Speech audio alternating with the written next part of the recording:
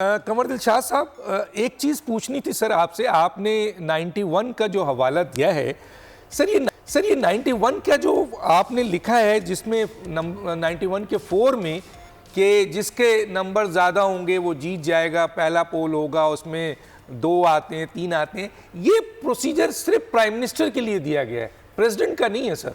थोड़ा सा बताएंगे सर।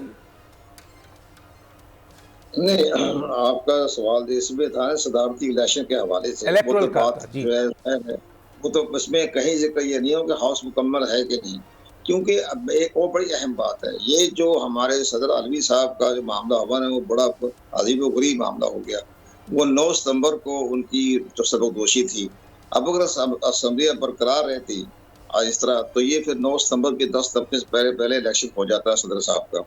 वो इसके लास्ट में लिखा हुआ था कि अगर असम्बलियाँ डिज़ोल्व हो जाएं, आर्टिकल 44 में लिखा हुआ है, अगर असम्बलियाँ डिज़ोल्व हो जाएं और सदर का भी इलेक्शन जो है वो ड्यू हो जाए, तो फिर सदर का इलेक्शन फौरी तौर पर जनरल इलेक्शन के 30 दिन के अंदर अंदर होना लाज़मी है। जी बिल्कुल। ये इसलिए 9 मार्च को जो है वो इलेक्शन हुआ, उसमें हाउस मुकम्मल की बात नहीं थी। 9 मार्च को इलेक्शन लाजमी होना था, इसलिए कि उसके अंदर लिखा हुआ था कि 30 दिन के अंदर अंदर आपने इंतखाबात करवाने हैं। ये आइन में लिखा हुआ, एक्ट नहीं था, आइन 44।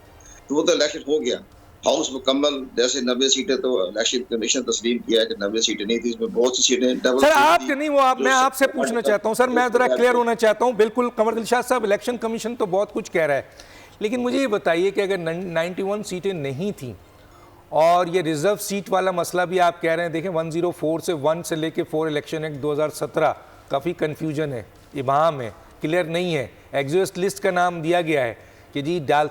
तो उस सूरत हाल में अगर ये 91 आपने 91 का कभी जिक्र किया था, वो मेरे जहन में था, मैंने उसकी स्टडी की थी, तो वो पता चला वो प्राइम मिनिस्टर के लिए है, प्रेसिडेंट के लिए नहीं है। तो सर मुझे ये बताइए कि इलेक्शन कमीशन भी मान रहा है कि जी इलेक्टोरल जो कॉलेज है, जो वोट डालते हैं लोग जो सुप्रीम चारों सूबाओं में और सेनेट में, वो कंप्लीट नहीं है कौमी असेंबली में। तो फिर सर जब इलेक्टोरल कॉलेज में वोट की कमी है, वो इलेक्शन अगर हो जाए या उसका फैसला पहले हो जाता और बाद में इलेक्शन होता तो ज़्यादा मोतबर नहीं होता, ज़्यादा कानूनी आईनी नहीं होता। जी सर, आपके पास 2 मिनट है। ये आप सवाल मुझसे कर रहे हैं? जी आपसे ही किया है सर। तो मैं अर्ज किया ना, मैं अफसानी बिल्कुल हमारे दोस्त कादर बंदो खेल में बैठे हैं, उनकी बड़ी जमे गुफ्तगू है उन्होंने की है। और इसी तरह रफीक रज़ौना साहब ने बाकायदा बता दिया है कि ये जो आपका जो रिजर्व सीट जो है, ये तो सुप्रीम कोर्ट ऑफ पाकिस्तान में केस जाएगा ना, ये सुप्रीम कोर्ट ऑफ पाकिस्तान फैसला करेगी। और उसके मामले में हमें ये नजर आ रहा है कि वो इलेक्शन कमीशन पाकिस्तान के फैसले को करदम करार दे देंगे। बिल्कुल। अच्छा, ये नजर आ रहा है सर आपको? उसके बाद होगा क्या सर, अगर इलेक्शन कमीशन के इस फैसले को कलदम करा देते हैं तो क्या इसका इफेक्ट जो है वो सदारती इलेक्शन, डिप्टी स्पीकर, स्पीकर और वजीर आजम के इलेक्शन पर नहीं आएगा? नहीं, उस पर नहीं जाएगा। उसमें लफ्ज़ में लार्जर लिखा हुआ है, उसमें ये नहीं लिखा हुआ कि हाउस मुकम्मल है कि नहीं। लार्जर जो ज्यादा सीटें ले जाएगी वो सदर बन जाएगा। नहीं सर, सदर के लिए नहीं है, प्राइम मिनिस्टर के लिए सर, सदर के लिए तो कहीं भी नहीं है।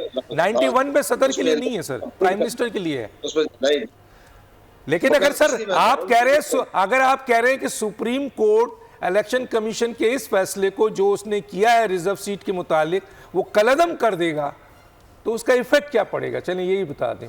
ठीक है, फिर जो सीटें मिल गई थी ख्वातीन को या अकलियती सीटें जो मिल गई थी वो डी नोटिफाई हो जाएगी ना, छिन जाएगी, बस इतना सा होगा। का कोटे के हिसाब से सुन्नी इत्तेहाद कौंसिल को मिल जाएंगी। तो उसके बाद सुन्नी इत्तेहाद कौंसिल ये क्लेम नहीं करेगी सर कि हमें अगर ये सीट पहले मिल जाती तो हम बहुत अच्छा रिजल्ट देते। बहरहाल सब्सक्राइब करें और बेल दबाएं ताकि कोई खबर रह न जाए।